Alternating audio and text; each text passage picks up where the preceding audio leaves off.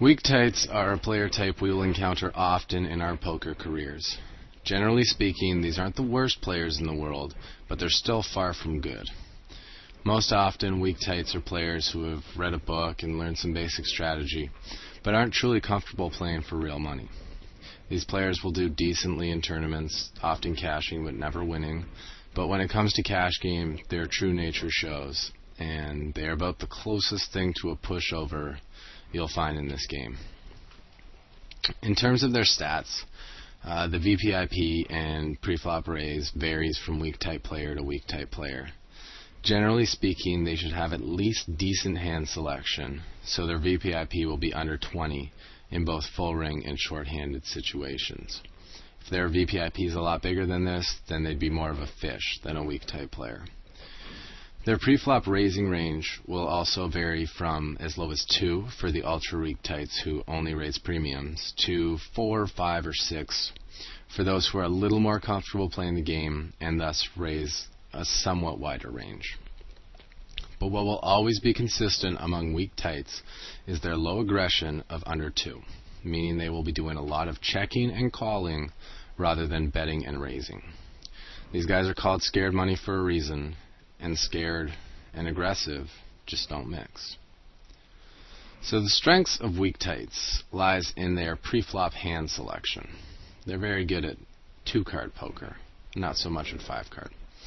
Weak tights do a good job of only playing strong hands before the flop to keep their post-flop decisions a lot easier. Sound familiar? While their ranges will be pretty easy to read, preflop is not where we can exploit these players. Because they have a very solid preflop game, their issues come out as soon as the flop does, and that's when we take advantage. Weak tights, as you probably guessed it, have quite a few weaknesses. The first is that they are always looking for reasons to fold. Weak tights are afraid to play for big money, so as the bets keep getting bigger on later streets, the weak tights become more and more uncomfortable. For this reason, they look for reasons to fold early in the hand to avoid these uncomfortable situations. This is why we want to apply a ton of pressure to these guys, betting at most of the opportunities that are presented to us. The next issue is that they miss out on a lot of value. With very good but not super strong hands, weak tights often fail to bet when they clearly should be value betting. This leads them to not making enough money on their speculative calls pre-flop and slowly bleeding off long-run equity.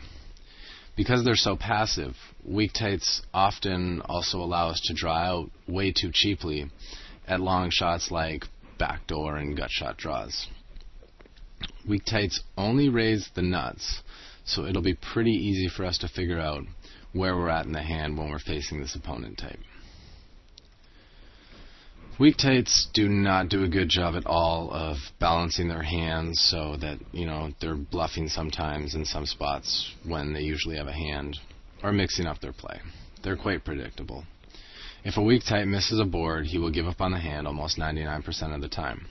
This means continuation bets are a huge moneymaker against this player type, since they're going to be missing the flop about 2/3 of the time. When they do hit, they still typically just call rather than raising, allowing us to control the pot size and set our drawing odds. This fit or fold style is fine for low stakes, where they're complete beginners, but with semi-pros in the fray, it's nothing but a great recipe for busto. Weak tights have another leak in that, and most of them don't even realize it, and that's that even though they have a strong pre-flop game in terms of which hands they play, they fail to raise in appropriate spots. They call a lot more often than they should. Sure, they'll always have good cards going into the flop, but by failing to raise a good percentage of their hands, they allow opponents to see cheap flops with great implied odds with stuff that they would consider garbage hands. And then because of this, later they can't figure out why the hell they can never seem to win a big pot with top pair, top kicker. Why do they keep running into junky 2 pairs? Well, it's because they let us get there. This is a great opponent type to speculate against when they are limping a strong range, because the payoff potential is there. Remember, they aren't very good at playing post-flop. And of course, the price is right. Finally, weak tights are somewhat prone to tilts.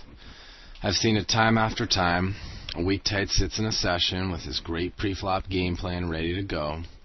A couple of regulars make plays on him or show him a bluff, and he gets totally thrown off his rocker. Suddenly, this guy just picks a terrible spot to triple barrel bluff, and he's out.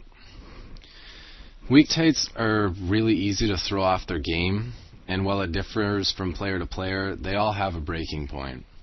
For some, they get 3-bet too many times, time to spew. For others, their stack just got a little too short at 70 big blinds from the initial 100, and they feel forced to make a move. The list goes on. What's important is that you want to keep an eye on your weak tight opponents. If you can catch and notice when they've shifted their play before the others do, you can land a great score. But of course, don't force it. You don't want to make plays on them while they're still playing their initial solid game. You want to wait for them to crack. So now that you've got their strengths and weaknesses down, let's go on to what adjustments we make when playing against weak tight players. The first is that we want to pummel at their passiveness. When they limp, we want to raise them from position and put the pressure on. Remember, these guys are always looking for a reason to fold. When they flat call a raise, we often want to squeeze. And lastly, on the rare occasions that they do raise pre-flop, we probably want to flat call in position with quite a wide range and try to bust them. The more pressure we can apply versus this opponent, the more he will feel out of his zone, and the sooner he will crack. And of course, as long as we're making our plays from position, we're being a lot smarter about when we put pressure on these guys. But remember, until that breaking point, attacking any weakness he shows is going to pick you up a ton of pots because he's going to be playing very scared money until he cracks and starts spewing. When looking at flop play, we want to semi-bluff absolutely everything that has equity when we get to the flop heads up against this player type with the lead. First off, our fold equity is always sky high against this player type, and stabbing at pots will show a lot of expectation. But the beauty of this opponent type is that we don't have to worry about getting check raised.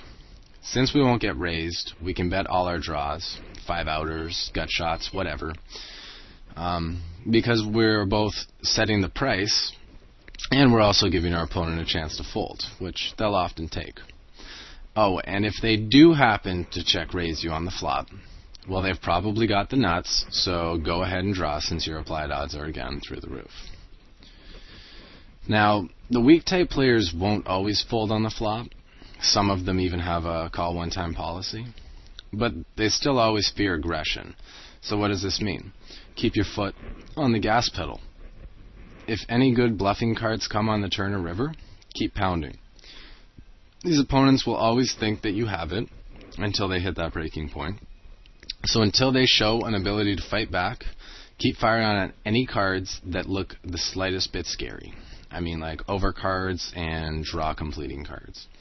Again, if they check raise you after the flop, respect the check raise and don't think that top pair, top kicker, or even two pair is going to be good against them in a showdown.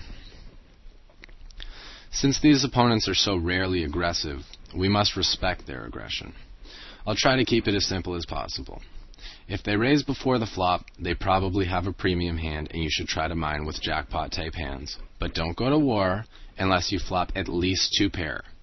And I mean low two pair here. Don't be calling their opens with hands like Jack 10 suited, because you could flop two pair and they can flop a set or a straight. You want to be playing the low cards that hit on the boards where they didn't connect or they didn't improve their overpair.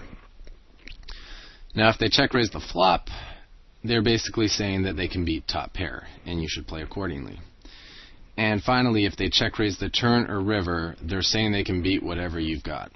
So unless you're holding at least the second nuts and a weak tight check raises you on the turn or river, trust me, you're going to just want to get the fuck out of there and wait for a better spot. So for weak tights, you aren't going to be getting big donations unless the player has already hit their breaking point. They are, however, a great source of steady profit since they're just so easy to chip away at and win small pots from. Don't give them action when they show interest in a pot. Just keep applying pressure every time they don't. Be ready for when they crack, and you'll get yourself a nice big stack. This has been Grips. Take it easy.